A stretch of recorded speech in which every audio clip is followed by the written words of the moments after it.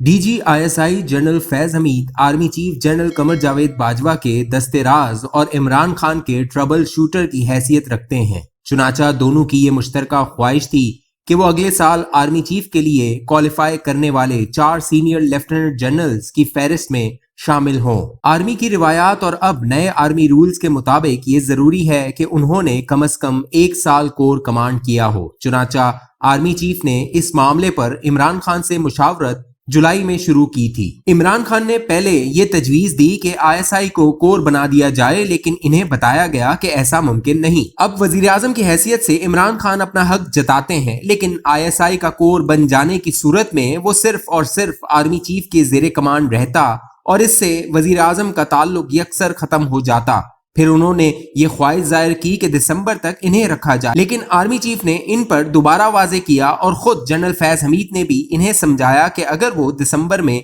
जाएंगे तो अगले साल नवंबर में इनके कोर कमांड करने की 1 साल की मुद्दत पूरी नहीं होगी। इनसे ये भी पूछा गया कि जनरल फैज हमीद की जगह इनके जहन में अगर कोई मुतबादिल नाम है तो वो बताएं, लेकिन इनका जवाब था कि वो आर्मी चीफ और जनरल फैज हमीद के सिवा आर्मी की सफों में किसी और जर्नल को नहीं जानते। चुनाचा इसके बाद अपने निजाम के मुताबिक आर्मी चीफ ने तकर्रियों और तबादलों का आगाज किया और सितंबर के अवाखिर में ये फाइनल हो गया कि कौन कहां जाएगा। खुद जनरल फैज हमीद न सिर्फ मुकम्मल ऑन बोर्ड थे बल्कि पिशावर जाने के फैसले पर खुश भी थे। ऐलान से कबल वो पिशावर का एक दौरा भी कर चुके थे। ऐलान से कबल वजीर आजम तो क्या, हम जैसे सहाफियों को भी इल्म था कि जनरल फैज हमीद पिशावर जा रहे हैं और इनकी जगह जनरल नदीम अंजुम DGISI बन रहे हैं। वजीर आजम को यह भी बताया गया था कि अक्टूबर के पहले हफ्ते में ये काम होने जा रहा है और बाज सहाफी ये खबर भी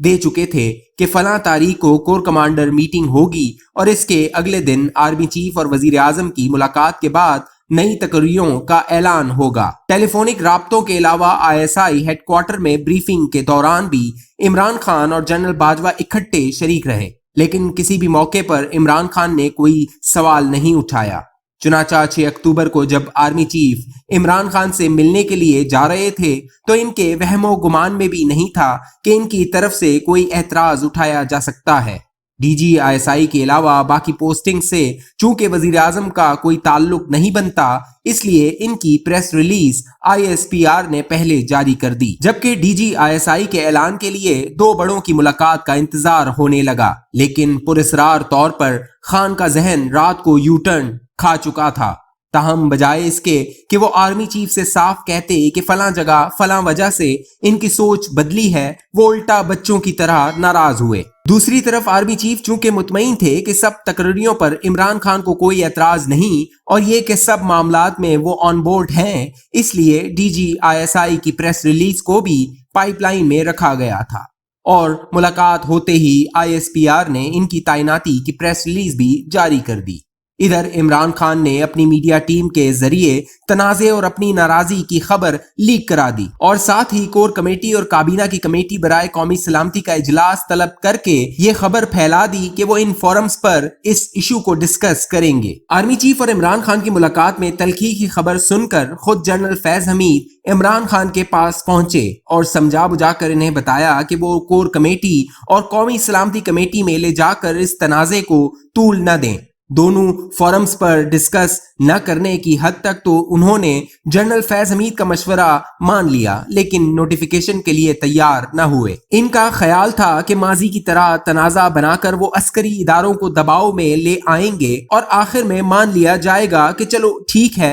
आप जो चाहते हैं कर लें। लेकिन उन्होंने ये नहीं सोचा कि माजी की तरह ये सियासत का नहीं बल्कि फौज के इदारे के डिसिप्लिन, रवायात और वक़ार का मसला है। इसी तरह एक तरफ अगर इनकी ख्वाहिश थी तो दूसरी तरफ पूरे इदारे का वक़ार था। जनरल फैज हमीद ने 2-3 दिन तक शटल डिप्लोमेसी की, लेकिन जब इमरान खान बात ना माने तो उन्होंने ये पैगाम दिया कि वो मुकर्ररा तारीख पर पेशावर के कोर कमांडर के तौर पर चार्ज लेने जाएंगे और अगर इन्हें रोका गया तो वो मुस्ताफी हो जाने को तरजीह देंगे। चुनाचा इमरान खान के पास कोई रास्ता नहीं रहा। سوائے اس کے کہ جو فیصلے ہوئے ہیں وہ انہی پر ہاں کر دیں۔ خود عمران خان کے دور میں پہلے لیفٹیننٹ جنرل عاصم منیر اور پھر لیفٹیننٹ جنرل فیض حمید کا جو بطور ڈی جی ISI تقرر ہوا، تو اس سلسلے میں وزیر اعظم کے پاس نہ تو 3 ناموں کی سمری آئی اور نہ انٹرویوز ہوئے۔ دونوں مرتبہ آرمی چیف نے فیصلہ کر کے ISPR سے اعلان کروایا، چنانچہ اب عمران خان